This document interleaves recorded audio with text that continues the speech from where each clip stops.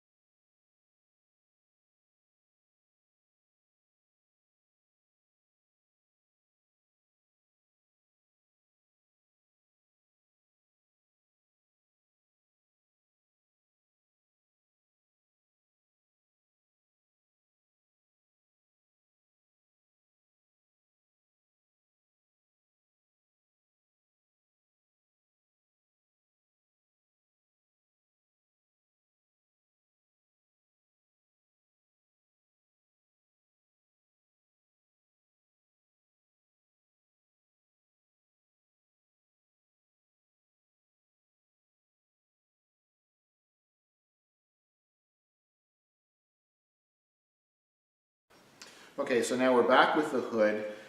So now we have it basically with all the structure being refinished and smoothed out. We now have done what they call spot priming. So we just went to different grits of paper. You can see this main section here where the hinge gets bolted to, and then obviously this other side.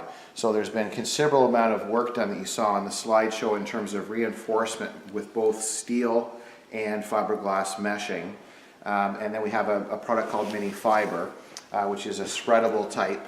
And then we use some other smoothers to get it closer so it's nice and smooth and doesn't look like anything's been done to it. So it doesn't look like much through the pictures, but it's quite a process to get it to this stage or to this level.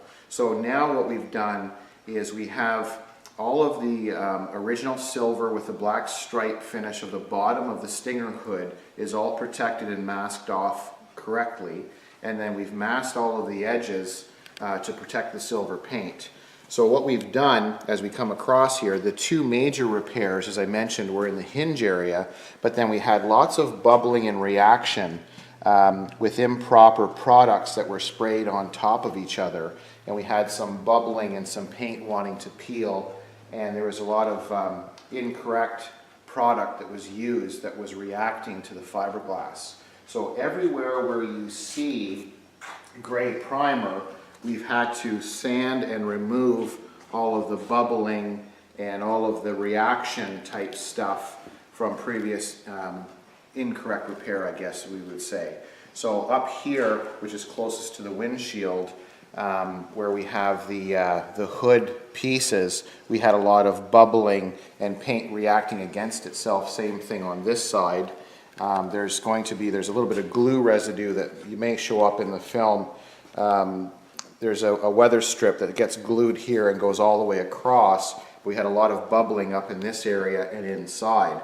And then also in the center, there was a repair done, and it was about the size of a softball, and you could just literally, where it was raised up, it almost looked like a pimple kind of idea. And we touched it with your fingernail, and it started to flake up, and it was the size of a baseball. So that's why we had to sand basically the whole underside several times with different grits of sandpaper, using spot putty in between each level to get it smoother to this stage. So right now we've gone from 80 grit to 120 and 180 grit. So that's the stage we're at now. So before we got too much further, just wanted to share with you what we'll do is we'll now apply to the complete underside of the hood 2 coats of a high quality, high build gray primer. And then we'll continue to hand sand and block this out properly, get it all the way to 400 grit paper. And then what we'll do is it'll be really, really smooth. And then we'll paint it with the correct satin black factory finish. And then this will be able to go back on the body of the car. So just kind of a boring little update. I'd like to share with you the steps involved in fixing this stinger hood properly for the 67 Corvette. So I thank you for watching. I'm John from lastchanceautorestore.com.